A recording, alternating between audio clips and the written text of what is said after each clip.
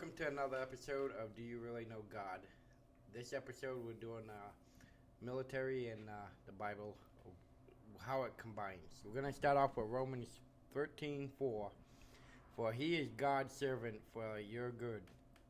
But if you do wrong, be afraid, for that he does not bear the sword in vain.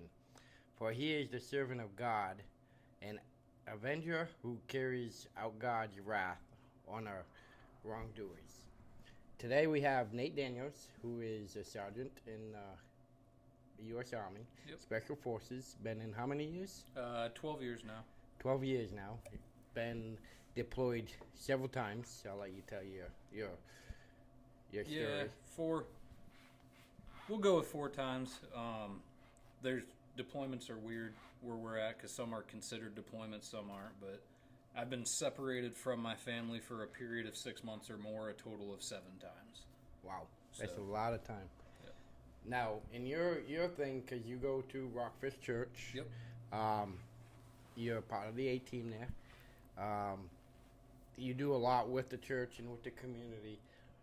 How do you feel being Christian and being with God? How has that affected or helped you with the military?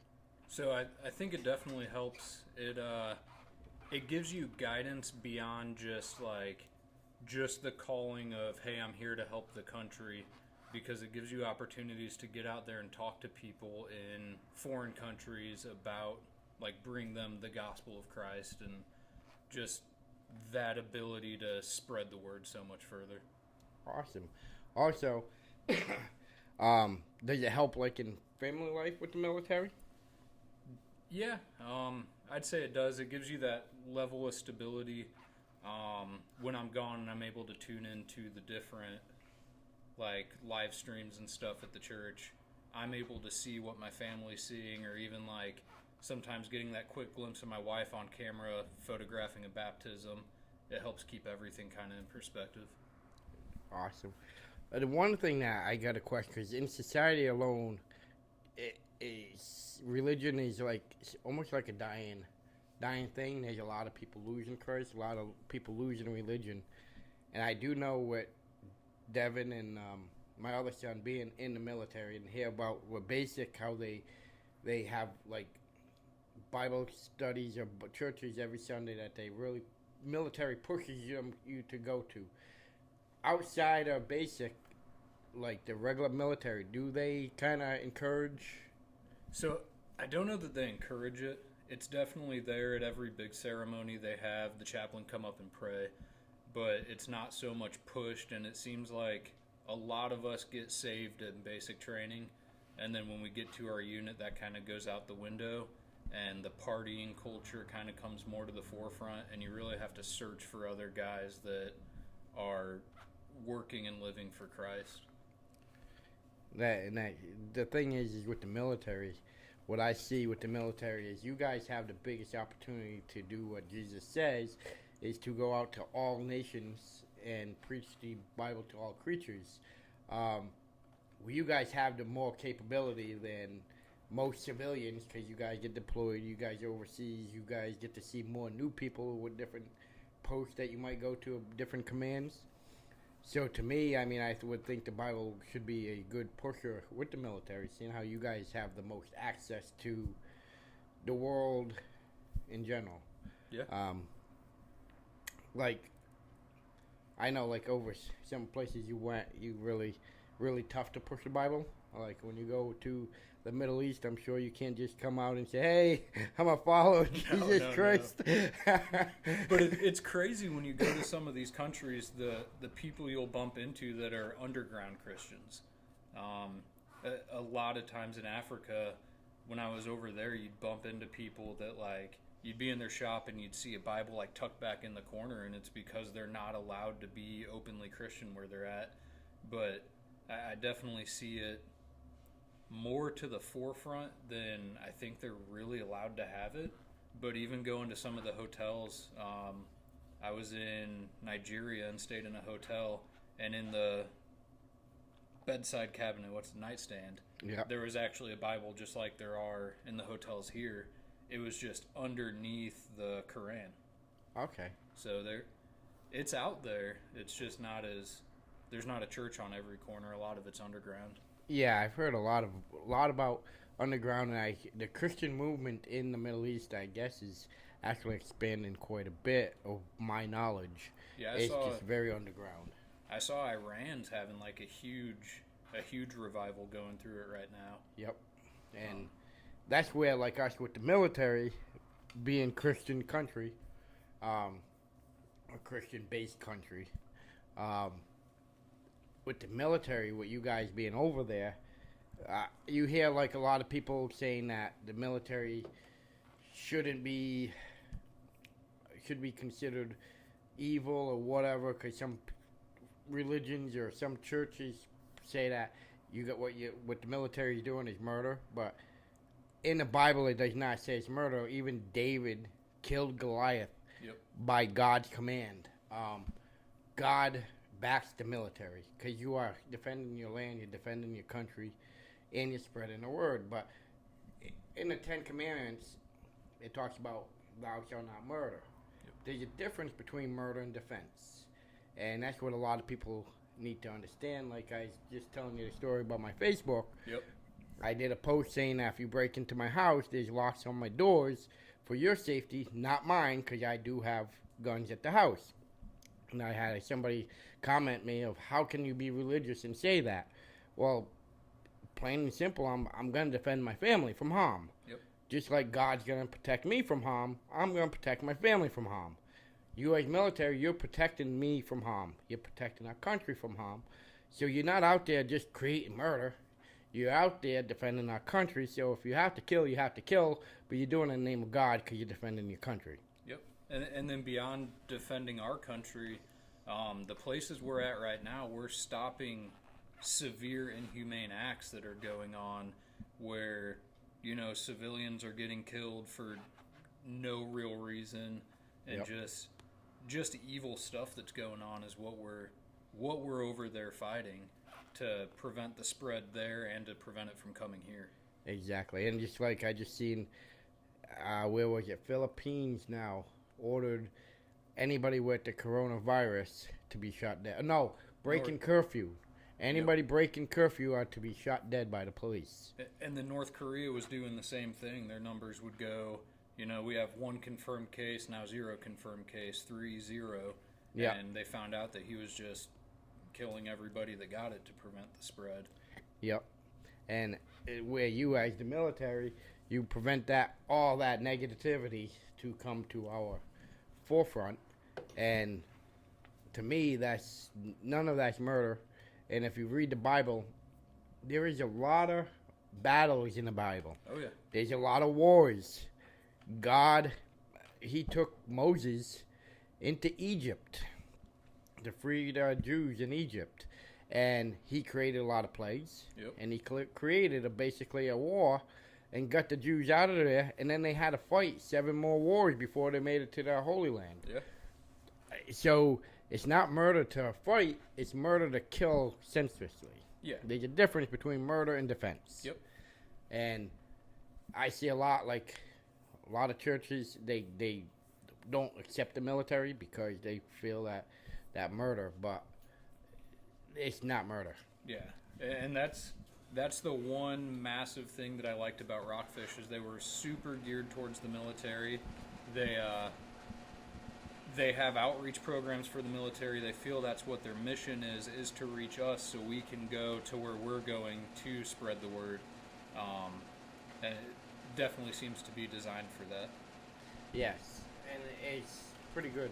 Now, one of the things, because you've been deployed, you've seen a lot of dark stuff. Has the Bible helped you in that aspect at all? Definitely. So, a lot of times you go through and you see stuff like that, and then when you get back to your room or your tent or whatever your living situation is there, that's when it really hits you what you just saw, and it's where you get time to reflect on everything that you're dealing with and digging into the Bible and just understanding that, that's what you're seeing is not necessarily God's will, but he allows certain things to happen just understanding a way to turn that into the glory of God can help overcome that shock and trauma from what you just saw. Oh yes, I would imagine so, because there's a lot of stuff, and like you said, God allows stuff to happen, but He allows it at His will, because there's certain things that have to happen for Him to do His part. Yep. And I see a lot of stuff going on where people talk about, well, where is God when these school shootings happen? Yep. How can He protect where He's kicked out of? He cannot protect where He's been banned from. Yeah. So you want to prevent school shootings, get God back into the school. Yep. It's a known thing in the Bible, and it's in true life. Like I used this example last week. You got a kingdom, and you got all your mighty soldiers. Now all of a sudden, the king bans all the soldiers from the kingdom. Then he gets attacked by another kingdom and gets slaughtered. Can he blame the soldiers? No. He banned them from his kingdom. So same thing with God. You ban him from your room, he ain't gonna protect that room no more. Jesus says it himself to where, go out and preach the Bible to all. And David asked, well, what if they don't want to listen? And Jesus said, well, then you move on to the next. Don't force somebody to hear what they don't want to hear. Go talk to all who don't know, who want to learn. Yeah. And I think that's a good goal, is to at least try to talk to everybody about it. And there's always going to be people that don't want to hear. There's always going to be people that have negative feelings about you telling them this stuff. But I think a lot of the goal is get that bird in their ear, and then hope maybe at some point in time they'll reach back to that little nugget and maybe do some more research or reach out to you if they have a way to get a hold of you. And you'll be able to reach them more, but it's just planting those little seeds. Exactly. And you can't force it. Timing is everything. Yep. You can't force it onto people. And like I've heard so many coming to God stories from people from all different lives and styles. And I've heard stories of some people down, like in the lowest points of, we're talking prostitution, drugs, and all that for a good part of their lives, and then all of a sudden getting clean, coming to God, and then they come reach. And those are always the ones with the strongest faith too, which is mind-blowing to me. They've been through such hard times and down such dark roads that once they finally find that faith, it's unshakable. Exactly. And that's where you need to keep it going, and with being in the military, spreading the word. You guys get to see so many different people, different cultures, different countries, where you can preach it a little bit different. And like you said, when you're in Africa or whatever, if you don't want to those remote places, and you just tell one person a little bit about the Bible, maybe they never even heard of God before, or heard of Jesus Christ, or heard that aspect of it. Yeah. Where now they're going to be thinking about it. Maybe you're not there to teach them, but they can seek somebody out to get more knowledge. Oh yeah. And that spreads from there. Once they realize that you're a Christian, if they're like the closet Christians in Africa that I was talking about, or even if they're Muslims but they have heard of Christianity, once they hear that you're a Christian and they know they're safe to talk to you about it, they'll ask questions, they'll reach out. Some of them are trying to test your knowledge and test your faith in that, and some of them are really just trying to find out, because hurting people seek the truth. Yes. And that's what they're looking for. If it's my truth and the Bible's truth that they find, and they realize that is the truth, then that's great. If somebody is more convincing and able to talk to them into the Quran and Islam being the truth, then that's, you can't force them, like you said earlier. Yeah, you can't force it. But I was watching an interesting video the other day about why Christian religion. And a lot of people are asking why Christian, what makes Christian the best religion, and over, say, the Quran, or the Muslims, the different religions out there. I can't think of them all right now, but why Christian overall? Christian is the only religion that has scientific proof. Yep. It's the only religion out there with scientific proof. There is scientific proof Jesus Christ has lived. Yep. There's scientific proof about the times and ages of the time of his crucifixion. There's scientific proofs about his crucifixion and his resurrection. Yep. Where no other religion has any scientific backing. Yep. And a lot of that is what you need to look at. And you want to look at facts, you got to look at the facts. Yep. Don't believe me? Don't believe the Bible. Look at history. Look at scientific facts. Scientists are actually turning. Scientists have been known forever to be atheists. Yep. More scientists now are becoming Christian because of the facts that they find. Yeah, Pastor Dan was talking about that when I first started going to Rockfish, how if you take, I believe it was Pastor Dan, if I'm wrong, I'm wrong, but if you take a young scientist, somebody that's just diving into science, they're atheists because there's so much anecdotal evidence that just prove, evolution, stuff like that. But as they dive deeper and deeper into science and get further into it, it becomes overwhelmingly obvious that there was a creator and that there's...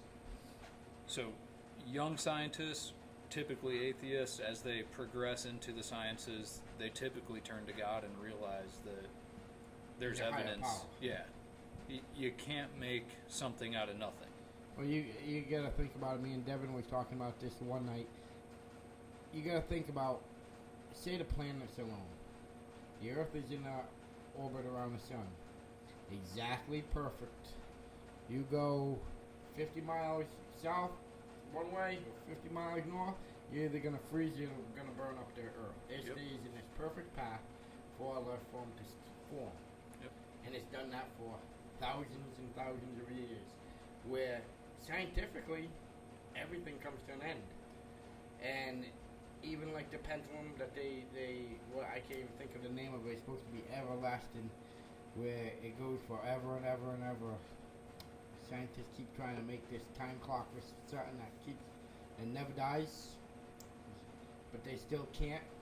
And I can't remember the name of it, but they still can't make it happen. And by theory, it's supposed to be something that once you start it, it's something in motion. Like perpetual motion? Yes. It's going to stay in motion, but they can never perfect it to be 100%. Yep. And that just proves that you need a higher power to create something that's going to be forever. Yep. And now, like with the military and like home life, and like you balance military, you have your own shop, Nate's Garage. Yep. You have the church that you do the 18 and a lot of stuff with the church, and then your home life. Where do you have time? So I don't. The truth of the whole situation is there's not time to do all of that, and that's why as a family we've kind of been stepping back a little bit. Instead of volunteering at 4 services a week, we've gone down to 1 service and then attending one as a family. And with my position now in the Army and with how close I am to getting out of the Army, I have more time away from there to be able to kind of try to refocus on the family a little bit. But just forcing the time to happen, we just recently started doing like nightly family meetings to where we can sit down, I can pray with the family, we can go over, what's our family mission, what have we each done today to further the mission, how could we have done that better, and just having that little meeting and finding little nuggets of time is really the way we've been making it happen lately. Yeah.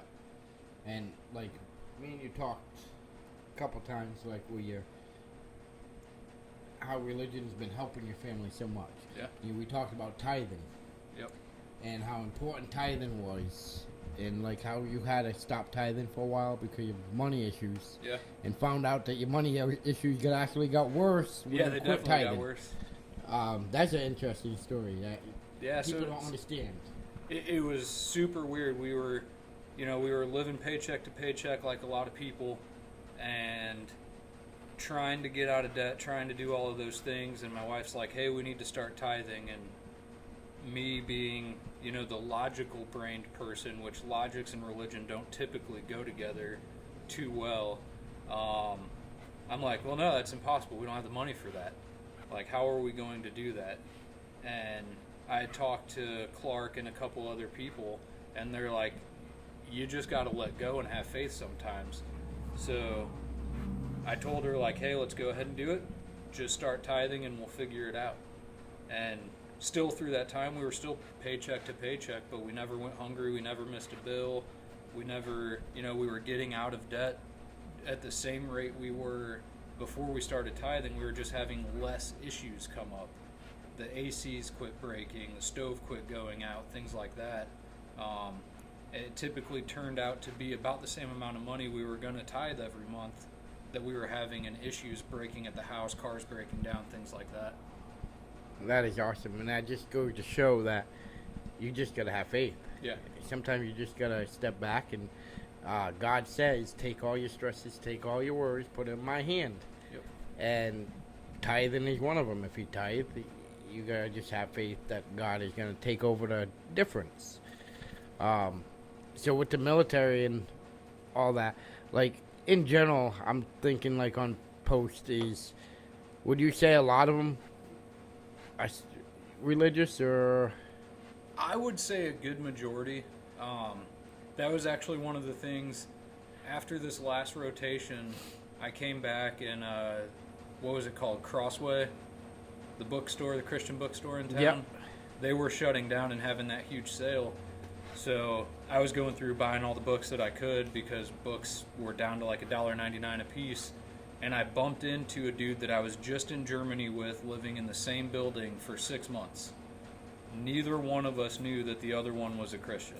Yeah. He was a deacon at his church. I volunteer with the A team at my church. We were both pretty deep in the faith, both there looking for a new Bible, living, 400 feet apart from each other in a building, and didn't even realize that all of those Sundays, the two of us sitting alone doing Bible study, we could have been getting together and doing it, having a little bit of fellowship. So I think there's a large number of religious people and Christians in the Army, but I don't know that a lot of them are super open about it just because it's not the cool thing to do or cool thing to be. But there's that age-old saying that there's no atheist in the foxhole, and I do believe that. Well, I would see that, especially in the military, personally, being in the military is the time to be more religious than anything, because you know what, your life is definitely in other people's hands. Yep. So why not put it in the hand of God? Yeah. And my curiosity, because for the norm, I was looking at numbers, is there's younger people, younger generations, and it's just the way society is not really pushing religion no more. It's actually turning more against religion outside the military. Yeah. Do you think it's still strong in the military, or stronger than like in civilian? Yeah, I definitely think it's stronger. There's cultural influences that are kind of infiltrating the military that make it a little harder to be open about it, with the LGBT and stuff like that going on. But I think it's still highly prevalent, and I think a lot of people just need to open up about it with each other, and you'll start finding good brothers to go over things with. Okay, to me that's pretty cool, because if I was in the military and I'm going to a war zone or something, I'd want more than human backing. Oh yeah. It's wild because there's a guy that just recently left our unit that was also on that last rotation with me, and I knew he was religious because as we were packing tough boxes, I saw all the books that he had in there, and most of them looked like my bookshelf. So one day I bumped into him in the bathroom, and he had this conversation with me that kind of sounded, it was pretty preachy, but it was, he was just going over different Bible verses and talking to me about leading your family in times of crisis, stuff like that. And later that afternoon, one of the guys in our group chat put out this basically word for word what this guy was talking to me about in the bathroom. So I messaged him like, hey, do you happen to know Chewy? And he's like, yeah, that's the guy that was talking at the group Bible study this morning at breakfast. And I'm like, huh, I heard that. I should have went to it, but he rehearsed on me in the bathroom. And just not realizing that all these people are interconnected is pretty cool.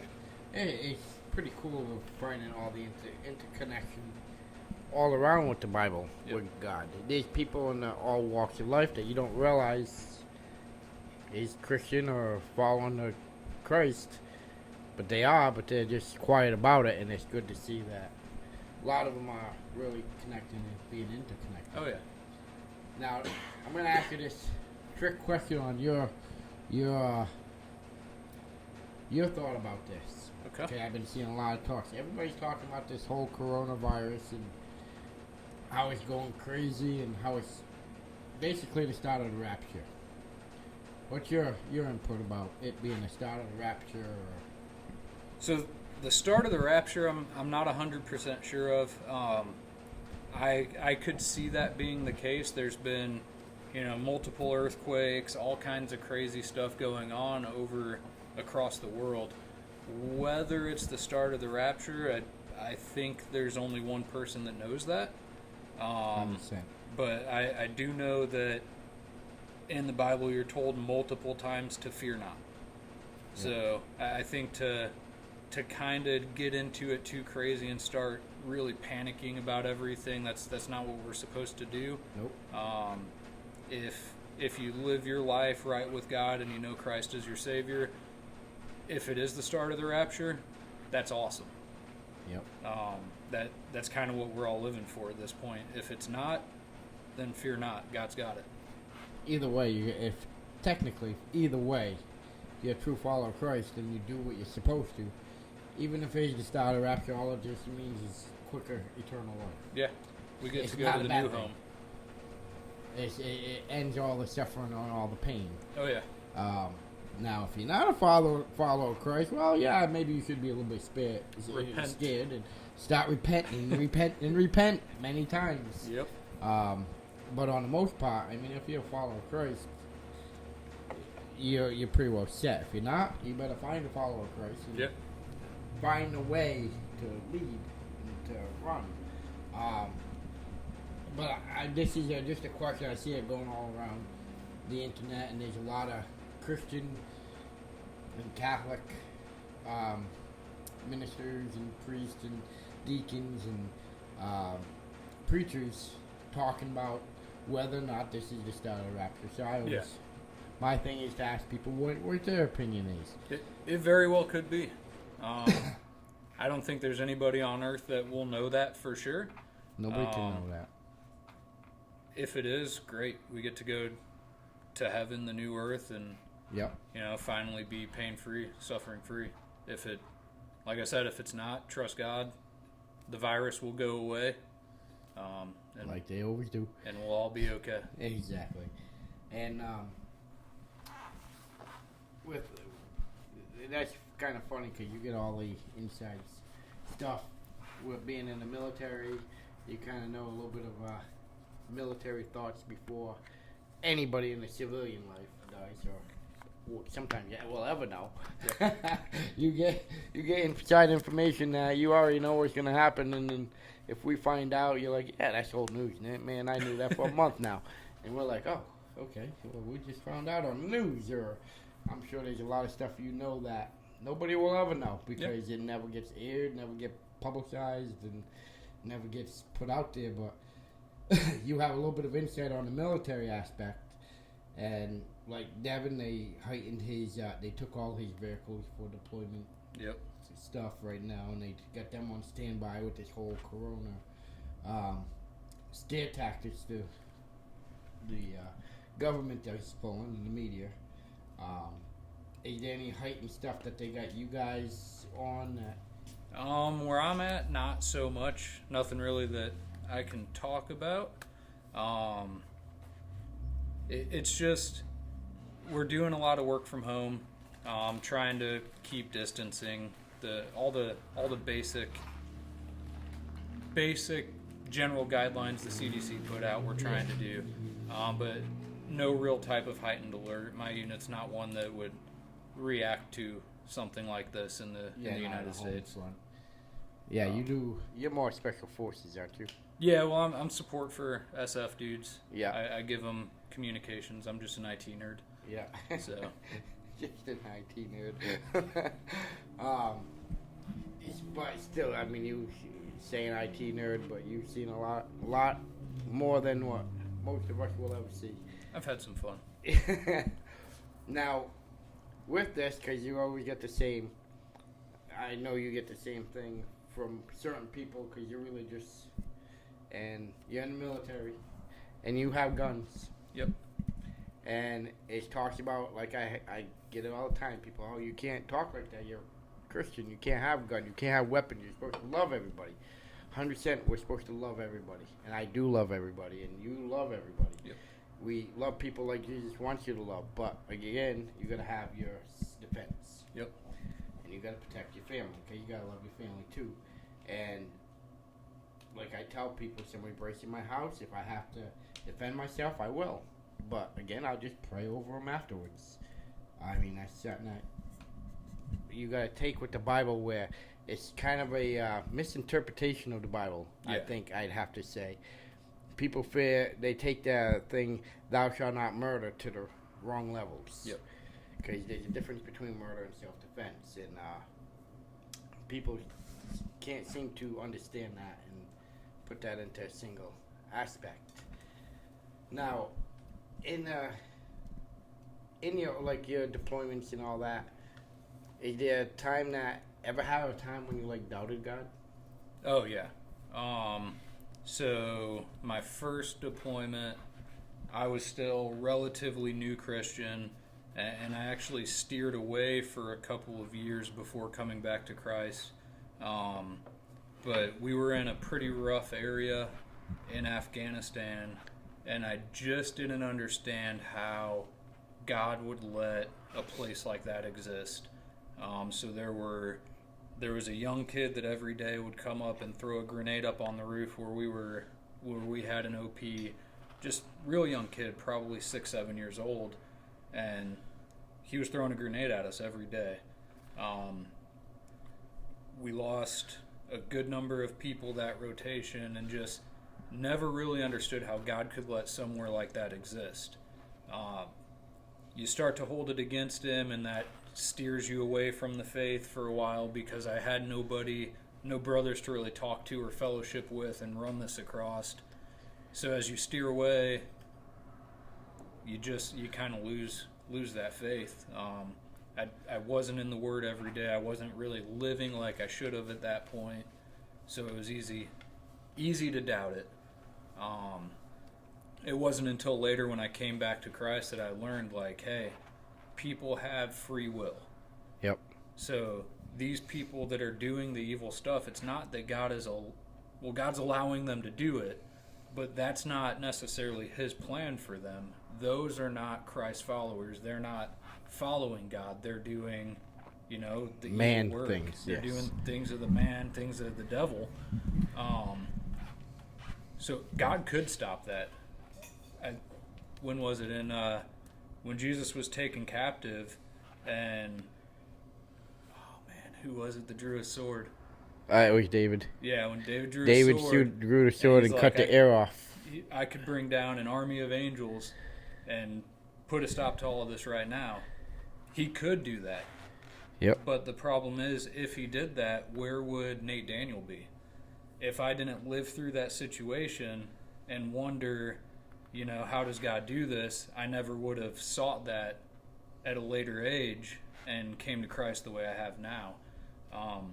The other people in my unit would have never found that. So who am I to say, there's that song, he takes what the enemy meant for evil and turns it to good.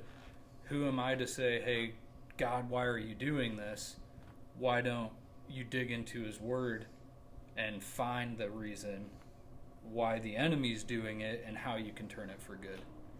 There's a lot of words to say. No, that's well said.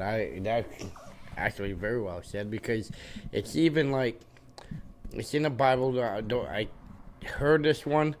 I haven't read it a lot on this one, so correct me if I'm wrong, but there was that one situation where God and the devil made a bet over who was that they took his money from? Job. Oh yeah. He took the devil said, I can turn him to hate you and love me. And God said, no, you can't. And he turned around, he took all his money, made him lose all his fortune, turned around and killed his kids. Yep. Killed his wife. Basically put Job down to nothing. And Job still believed in God and loved God and followed God. Yep. And the devil looked at God and said, he won't give up. And God said, he is my child. He won't. Yep. No matter what you do to him, he's going to love me. So the devil walked away, and then God kind of replenished Job and gave him back everything he lost. And the people say, well, that's kind of cruel. Why would God let that happen? Because sometimes we need to prove to the devil that God is stronger. Yep. God's going to let stuff happen because he wants you to want him. Yeah. And if you don't want him, well, then you're the devil's property. If you have it too easy in life, what is your reason to worship God? What is your reason to seek him and grow? Exactly. If everything's on a silver platter, unless you lose something and you're able to see God bring that back or God work in your life, you're not going to have a reason to worship him. Yep. And on top of it, the devil is a real thing. And the devil's out there trying to turn you against him. Yep. And can God stop the devil at any time? He can. But at the same time, we're allowing the devil to do what he wants. Yep.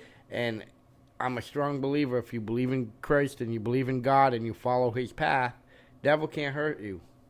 The devil's only hurting the ones, like that little kid throwing a grenade on the roof. Yep. Devil had him. But that's because his family had the devil. Yep. And they let it happen, so the kid didn't know any better but to follow the devil. And he's following the false word of the devil. Yep.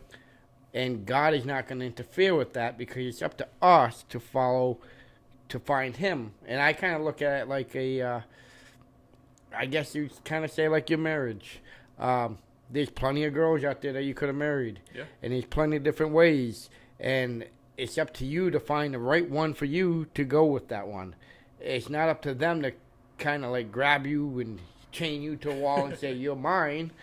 It's not their job to do that. It's your free will, like you said, to find them and to be with them. So God is the same way. It's your free will.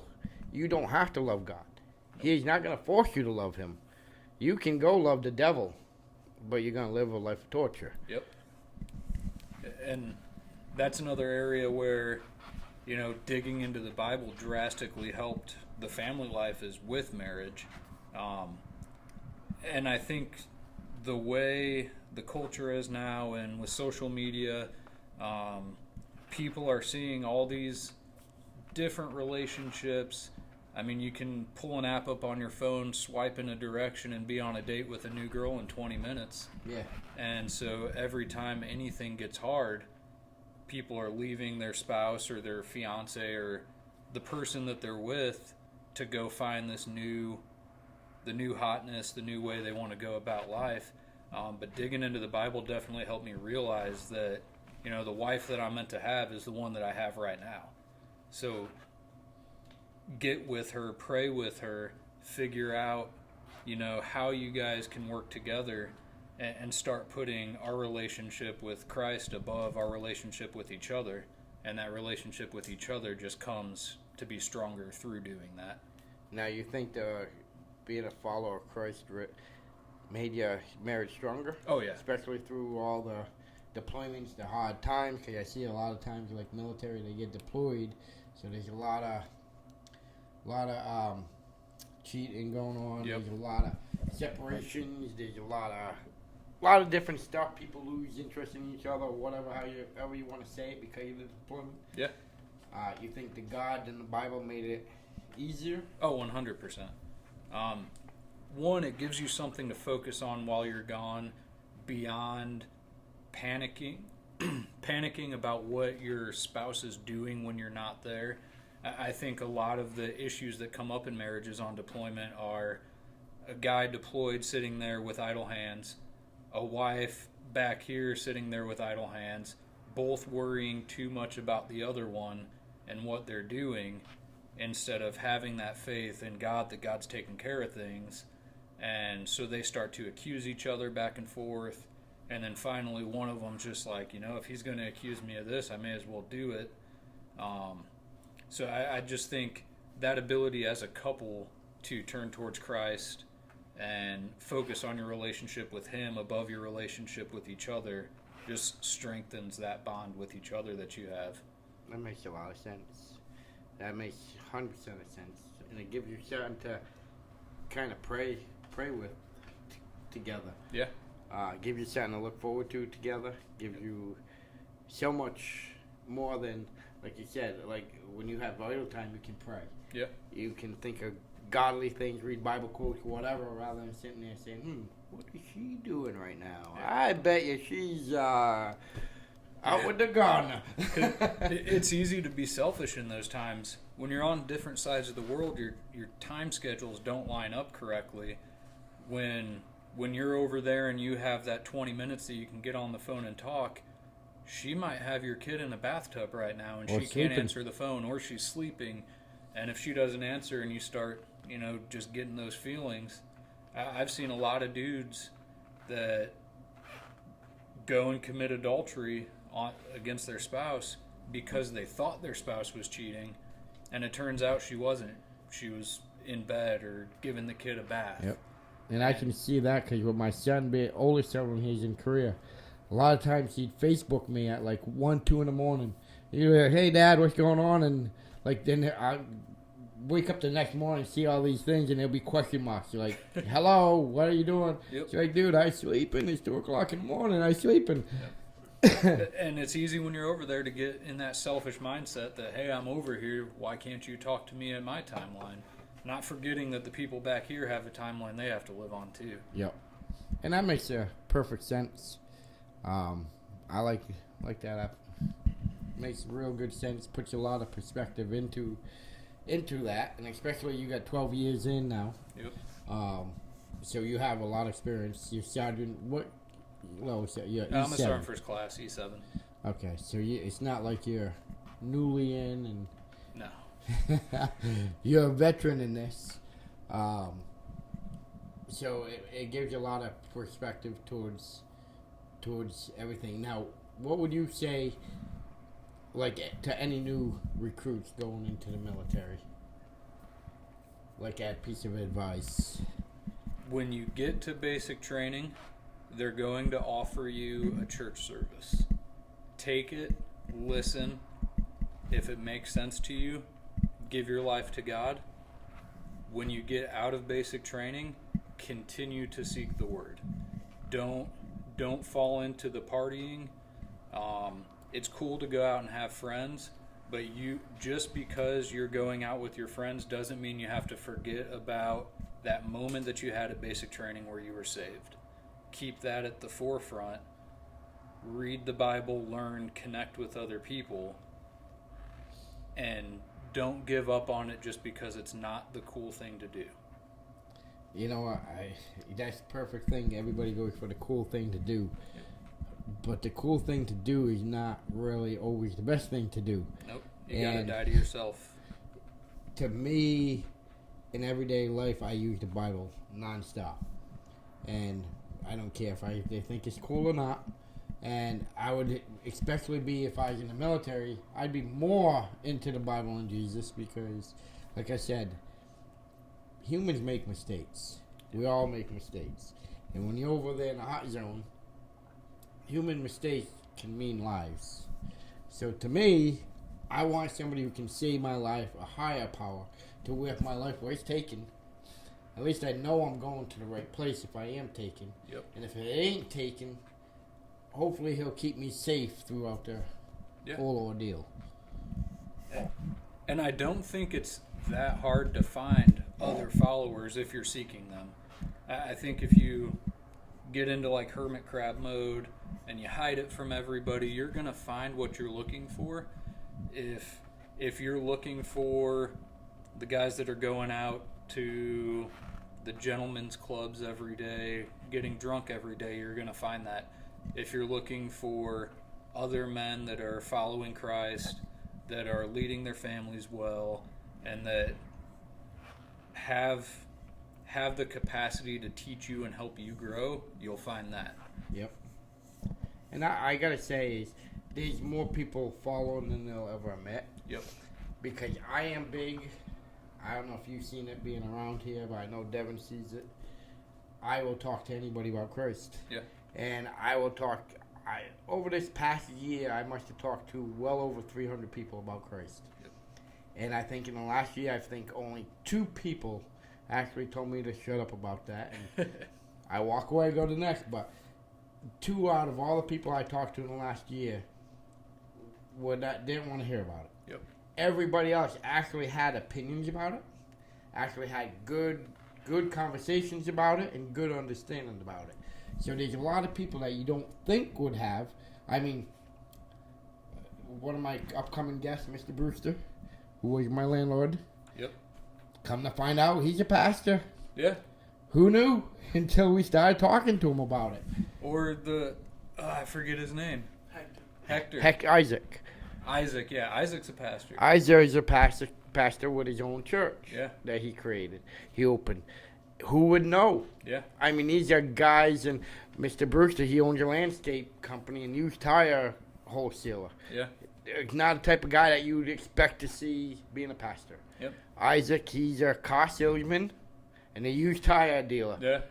Not the kind of guy that you expect to be as a pastor. At least if you think about the normal image of a pastor or whatever you want to put it, he's in the normal image of a pastor. Yeah. The normal image of a pastor is not a mechanic that's going to be a grease monkey fixing your car and then going to church afterwards. And I think that's one of the places here in the past, I don't know, what was it, 5-6 months ago, that I realized that even here in the States, even when I'm working on people's cars, it's an opportunity to talk to people about God. It was when the cleaning lady, it was at the old shop, I walked out there and you were talking to her just about getting baptized and about being saved, and I was like, you can talk about this literally to anybody and just finding a way to initiate it into the conversation, and that could completely change her life. Yep. And with the cleaning lady, it has changed her life. Yeah. Me and her have many, many discussions about different stuff. And where she used to go to Manor Church. Yep. And she went there for many years, but when she went through a divorce, she did something that wasn't so godly, which created her divorce. And she don't go to church no more because she's afraid how people are going to think about her. Yeah. And that's a big problem, and that's one of the reasons why I started this podcast is a lot of people don't go to church because they don't want to be judged. And they feel that if you go to church, you're going to be judged. And there is, obviously, I ain't going to lie, there are churches that will judge you for whatever case you may bring, whether or not you're not the same color the church wants you in, or you're the same race that the church wants you in, or the clothes you're wearing, the clothes you wear, or how you look. Tattoos. I got tattoos. You got tattoos. Some churches, that's a big no-no. Yep.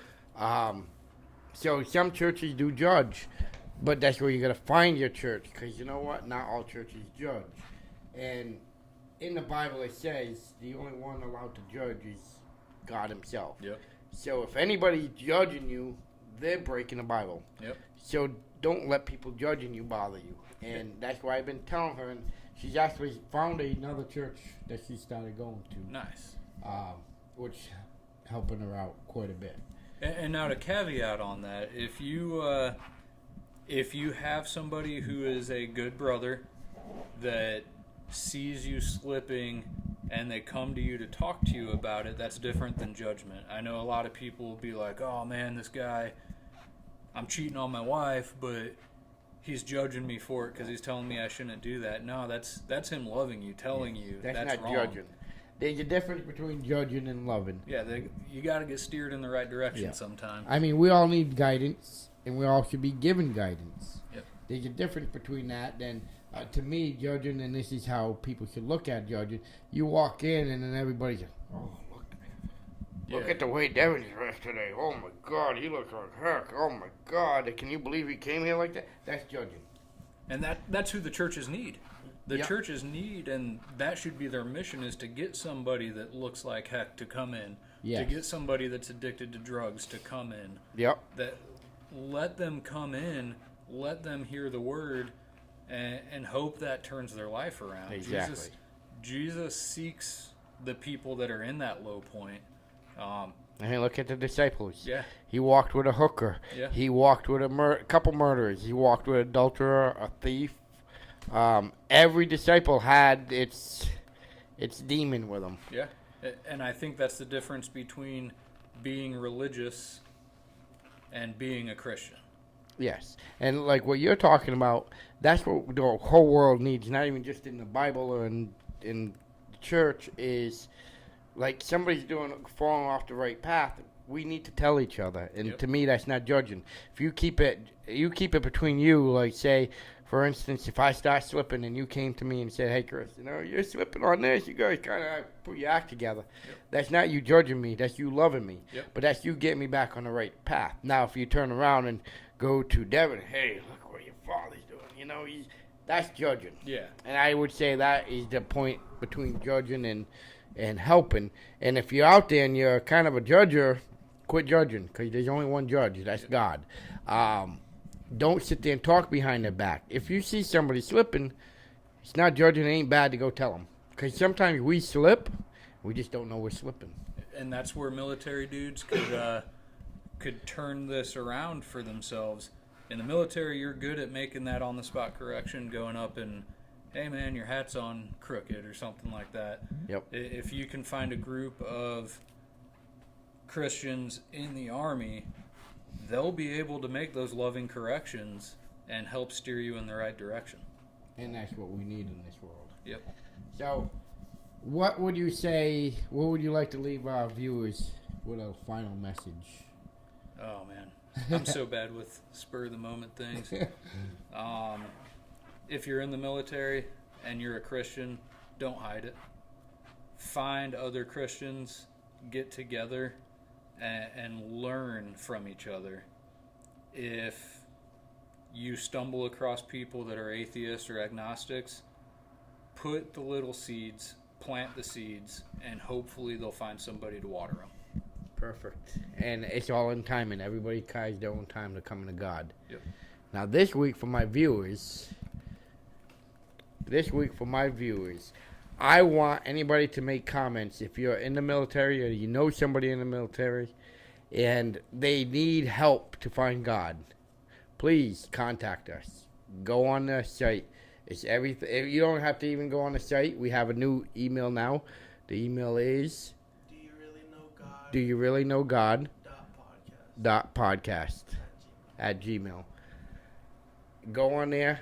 Write us an email. You can go on this. All of our social media. All our social medias. You can go on them and PM us. If you want to be private, and we will gladly reach out to you, either me or Nate. Yep. And we'll help you out to get you on the right path to where you need to be. But I want to hear from everybody. Thank you for listening.